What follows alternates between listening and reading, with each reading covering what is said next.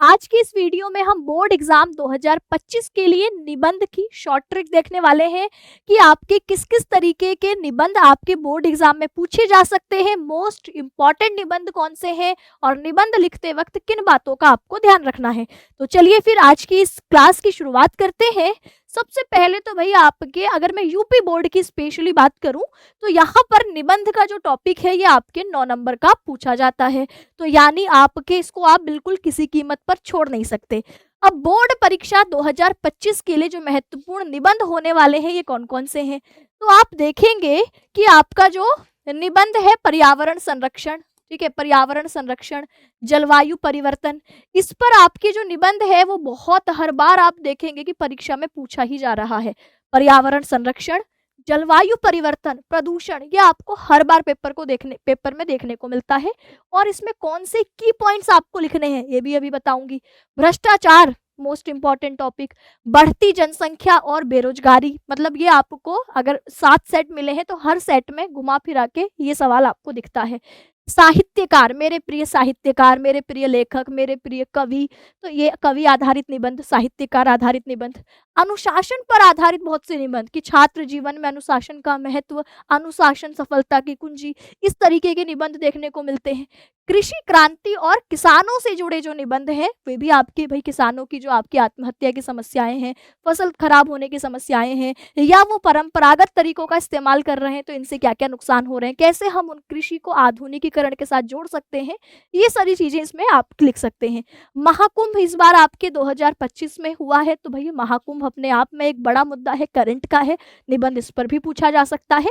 नारी सशक्तिकरण, बेटी बचाओ बेटी पढ़ाओ, है ना, आपकी नारियों की समाज में भूमिका, ये सारे निबंध आपके पूछे जा सकते हैं। डिजिटल प्रौद्योगिकी कि किस प्रकार आपके प्रौद्योगिकी का शिक्षा पर क्या प्रभाव है, प्रौद्योगिकी का सामान्य जीवन में क्या प्रभाव है, तो ये आपके हॉट टॉपिक्स हैं जो कि आपके पूछे जाते हैं। तो भाई अब हॉट टॉपिक्स तो हमने देख लिए कि कौन से इंपॉर्टेंट है, अब इनको हम लिखेंगे कैसे।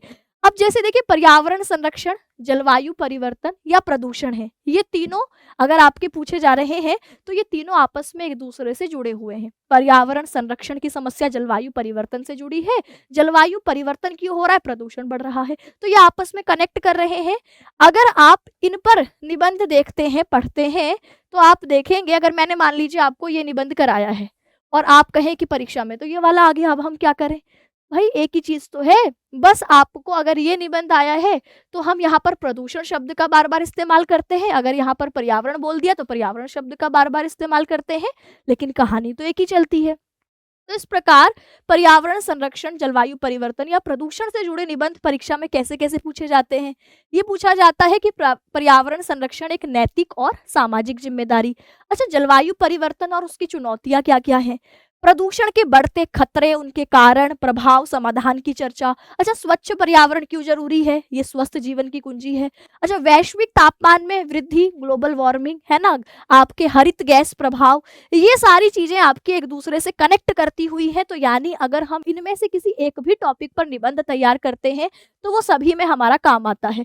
बिल्कुल ऐसे ही जब भ्रष्टाचार टॉपिक बोल रहा है तो भ्रष्टाचार पर देखिए किस तरीके से निबंध पूछा जा सकता है कि भ्रष्टाचार विकास में सबसे बड़ा बाधक, भ्रष्टाचार मुक्त समाज एक सपना है या सच्चाई, नैतिकता और ईमानदारी का क्या महत्व है, भ्रष्टाचार पर विजय का मार्ग। अच्छा, भ्रष्टाचार के क्या प्रभाव हैं, इसे रोकने के उपाय, या लोकतंत्र के साथ भ्रष्टाचार जोड़ के दे देंगे समाधान क्यों। इसमें से आप किसी भी एक टॉपिक को तैयार करते हो तो देखिए सभी में एक ही कहानी चलती है। ऐसे ही बढ़ती जनसंख्या और बेरोजगारी, आपकी इसको कितने तरीके से पूछा जा सकता है कि बढ़ती जनसंख्या भारत के विकास में एक बड़ी चुनौती, बेरोजगारी इसी से जुड़ा हुआ टॉपिक है, युवाओं के सपनों को तोड़ती समस्या। भाई जनसंख्या बढ़ रही है तो बेरोजगारी बढ़ रही है, आपस में ये इंटरलिंक होते हैं, जुड़ते हैं एक दूसरे से। जनसंख्या वृद्धि और बेरोजगारी के बीच क्या संबंध है, जनसंख्या नियंत्रण की आवश्यकता क्या है और हम किन उपायों से नियंत्रण जनसंख्या पर कर सकते हैं। बेरोजगारी से निपटने में कौशल विकास की क्या भूमिका है, ठीक है, शिक्षा की क्या भूमिका है, कैसे हम इसको बेहतर कर सकते हैं। ये सारे आपका अगर किसी एक भी टॉपिक पर निबंध करते हैं, आप तैयार करते हैं, तो बाकी सारे मुद्दे इसमें आपको शामिल हो जाएंगे। कवि आधारित जो निबंध होते हैं उसके क्या क्या टॉपिक आपको दिखने को मिल सकते हैं, मेरे प्रिय साहित्यकार, उनकी विशेषताएं, या मेरे प्रिय कवि रचनाएं और उनकी प्रेरणा, मेरे प्रिय लेखक के विचार और समाज पर उसका क्या प्रभाव। इसमें भी हम अपने प्रिय निबंध, आपके प्रिय कवि या प्रिय साहित्यकार के ऊपर निबंध तैयार करते हैं, तो हमारे इसमें सारी चीजें शामिल हो जाती हैं। ऐसे ही अनुशासन पर आधारित निबंध है, तो यहाँ पर आपके अनुशासन, छात्र जीवन की सफलता की कुंजी या छात्र जीवन में अनुशासन का महत्व, यानी ये सारे टॉपिक आपके इसमें कवर होते हैं। कृषि क्रांति, उपलब्धियां और चुनौतियां, जब आप ये तैयार करेंगे तो अपने आप ये सारे निबंध आपके तैयार हो जाएंगे।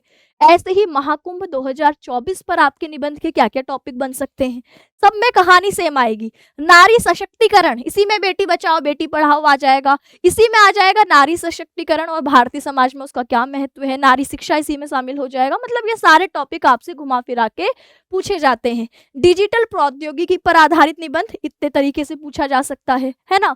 तो आपको अब क्या करना है भाई, अब आपने कहा कि ये सारे इंपॉर्टेंट टॉपिक हैं, अब हम एग्जाम में लिखेंगे कैसे, हमें तो ये आपने बताया कि इंपॉर्टेंट निबंध है, इतनी तरीके से पूछा जा सकता है, अब लिखना कैसे है, तो अब हम इसी पर बात करते हैं।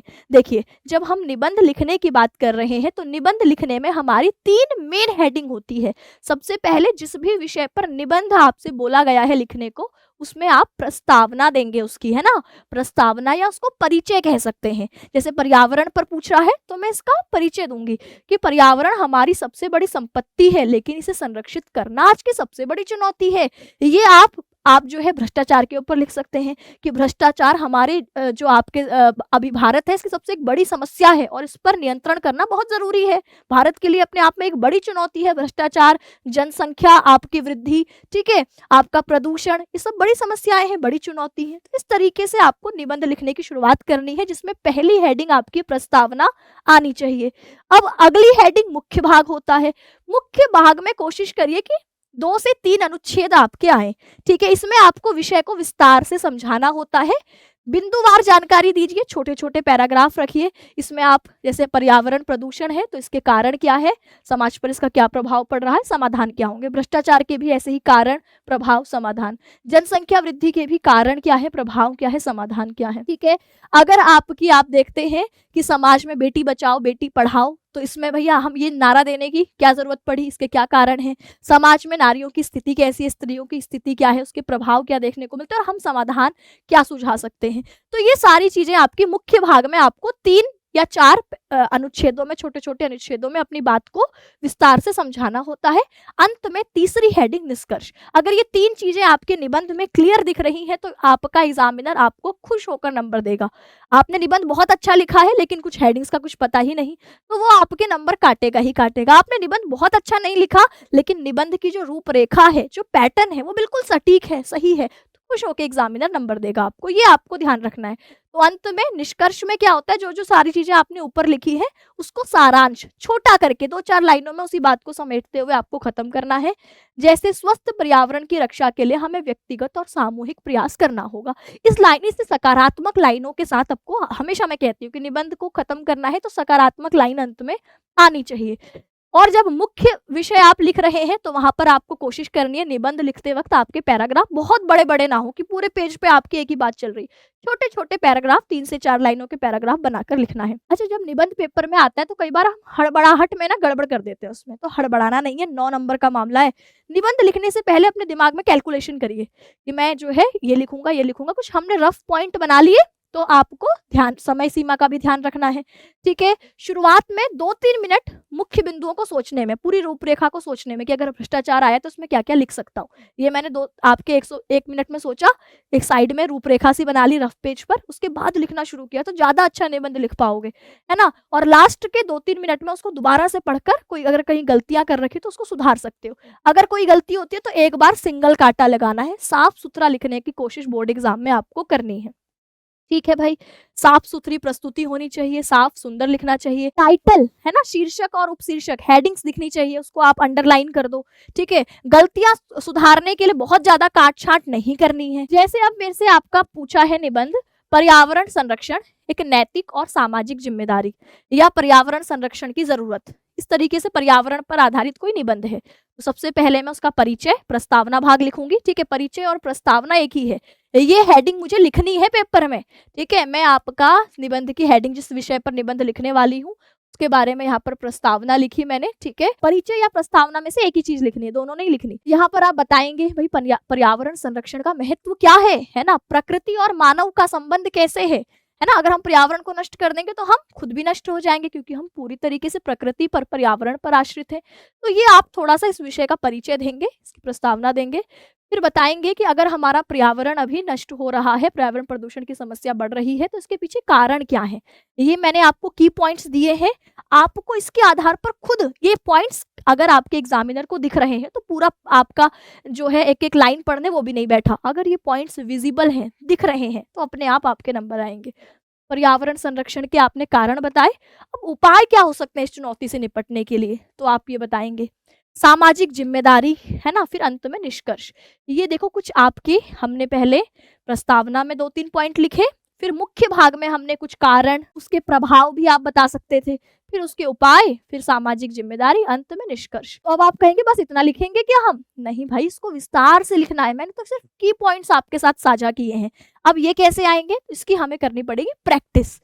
देखो आप जो है हर दिन या कम से कम 3 दिन में एक निबंध लिखने का प्रयास करो। मैंने जो लिस्ट शुरुआत में आपको दिखाई, आपको उसमें से हर विषय पर उसके पहले तो की पॉइंट्स अच्छे से याद कर लेने हैं। की पॉइंट्स याद करने के बाद 3 दिन में एक निबंध लिखने का अभ्यास करो। जैसे अगर मान लीजिए पर्यावरण है, पर्यावरण के ऊपर 2-3 पहले निबंध पढ़ लो, ठीक है। कहीं आप गूगल से पढ़ सकते हो, मैंने भी आपको क्लासेस में करवा रखे, वहां से पढ़ लिए।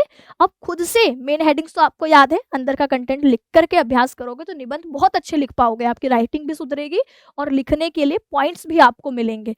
तो ये आपको पर्यावरण पर हो गया। ऐसे ही आप देखेंगे जलवायु परिवर्तन और उसकी चुनौतियां, तो यहाँ पर भी मैं पहले प्रस्तावना या परिचय से शुरुआत करूंगी कि इसका अर्थ क्या है ना। औद्योगिक क्रांति और ग्रीन हाउस प्रभाव, जैसे जैसे औद्योगिक क्रांति आई, फैक्ट्रियां लगी, बड़ी बड़ी कंपनियां लगी, जनसंख्या बढ़ी, तो ऐसे में प्रदूषण की समस्या, जलवायु परिवर्तन की समस्या बढ़ने लगी, ठीक है। आपके फैक्ट्रियों से निकलने वाला जो धुआं है, आपके पर्यावरण है, इसके तापमान को बढ़ाता है, और आपकी ये जो गैसें हैं क्या करती हैं, आपकी सूर्य की किरणों को ट्रैप कर लेती है, वापस नहीं जाने जाती, वापस नहीं जाने देती, तो अपने आप पृथ्वी का तापमान बढ़ता है। ये ग्रीन हाउस प्रभाव, इसी में आपने ग्लोबल वार्मिंग समझा दी। तो हमारी ग्लोबल वार्मिंग या ग्रीन हाउस प्रभाव जलवायु परिवर्तन के ही प्रभाव तो है, तो ये आपको समझाना है। इन ग्रीन हाउस गैसों का उत्सर्जन कहाँ से होता है, ये जो वनों की कटाई है, प्रदूषण है, देखो सब एक दूसरे से जुड़ा हुआ है। हमारी गैर नवीकरणीय ऊर्जा स्रोतों का उपयोग, तो इस पर हम ध्यान देंगे। प्रभाव क्या है, ग्लेशियरों का पिघलना, ठीक है, समुद्र के जल स्तर का बढ़ना, बेमौसम बारिश, अचानक से आपकी बहुत ज्यादा ठंड पड़ जाना, अचानक से सूखा देख लेना, जैव विविधता को नुकसान, बहुत सारी जो आपकी प्रजातियां हैं विलुप्त हो चुकी हैं, चुनौतियां, ऊर्जा संक्रमण, अंतर्राष्ट्रीय सहयोग की कमियां, समाधान क्या हो सकते हैं, निष्कर्ष। ये कुछ की पॉइंट्स आपको ध्यान रखने होते हैं किसी भी निबंध को लिखते वक्त।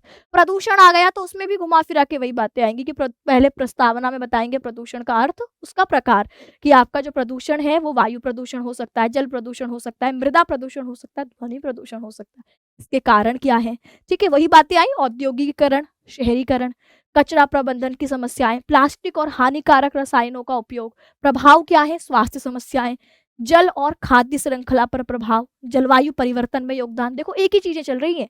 समाधान बताओगे, नियमों और नीतियों का सख्त पालन, जागरूकता अभियान और शिक्षा, हरित प्रौद्योगिकी और ऊर्जा का सही उपयोग, निष्कर्ष में कुछ सकारात्मक लाइन लिख दोगे। तो इस तरीके से आपको निबंध की आपकी पूरी रूपरेखा तैयार होनी चाहिए। अभी फिलहाल के लिए मैंने आपको इंपॉर्टेंट निबंध बताए, इनके पॉइंट्स बता रही हूँ कि किस तरीके से निबंध लिखा जाता है। कमेंट सेक्शन में आपको ये बताना होगा कि आप किस विषय पर पूरे निबंध को, मतलब आपने अपनी तरफ से कोशिश करी, उसके बाद आप मुझसे चाहते हैं कि मैं किसी एक विषय पर पूरा निबंध लिखकर आपको दिखाऊं। जिस टॉपिक पर सबसे ज्यादा लाइक आएंगे, जो कमेंट सबसे ऊपर दिखाई देगा, उस टॉपिक को मैं बहुत जल्द अगली वीडियो में जो है आपको बता रही हूंगी। ये देख लीजिए आप, अगर वैश्विक तापमान वृद्धि और जीवन पर उसका प्रभाव आता है तो यहाँ पर क्या क्या पॉइंट्स आ सकते हैं, है ना। तो भ्रष्टाचार है, तो भ्रष्टाचार पर आपने लिखा है, सबसे पहले भ्रष्टाचार है तो आप लिखेंगे भ्रष्टाचार की प्रस्तावना, हेडिंग डाली, मैंने भ्रष्टाचार बताया क्या होता है, इसकी परिभाषा बता दी।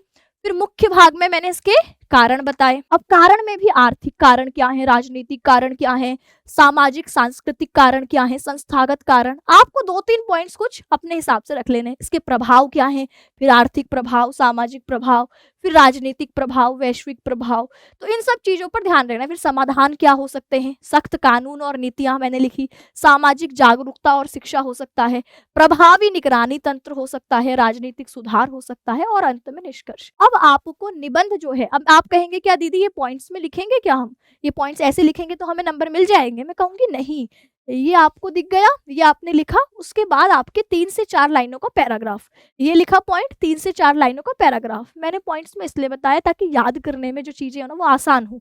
आपको तो उसको कहानी की तरह बताना है, उधर 3 से 4 आपके 3 से 4 लाइनों के निबंध की तरह आपको एग्जामिनर को दिखाना है। तो मैं उम्मीद करती हूँ कि आपको एक आइडिया लग गया होगा कि निबंध लिखना कैसे है, और जो इंपॉर्टेंट निबंध के टॉपिक इस बार बनने वाले हैं इसका स्क्रीनशॉट लेकर रखिए, और हर 3 दिन में एक नए निबंध को लिखने की कोशिश करिए। निबंध बिना लिखे नहीं आएगा। अब इनमें से जो निबंध आपको बिल्कुल कुछ लिखने का समझ में ही नहीं आ रहा, वो मुझे कमेंट में बताइए। मैं आपको इसमें से हर विषय के निबंध के लिए जो पूरी आपकी रूपरेखा है, पूरा जो कंटेंट है, कि जो लाइन है, वो सब कुछ बताऊंगी। आपका जिस कमेंट पर जिस निबंध की सबसे ज्यादा डिमांड होगी वो सबसे पहले आपको मिलेगा। तो कमेंट करना ना भूलें, और इसी तरीके की वीडियोस के लिए RW ट्यूशन क्लासेस को सब्सक्राइब करें। नमस्कार।